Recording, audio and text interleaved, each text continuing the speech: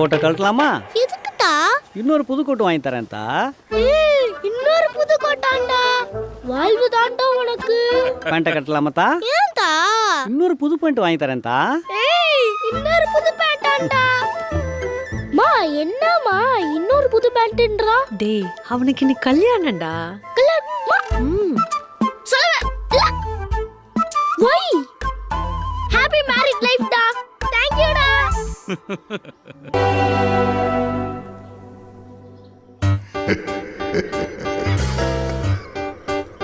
ஊர்ல பசங்களுக்கு சுன்னத் கல்யாணம் பண்ணோம்னா சாச்சா தான் வருவாரு.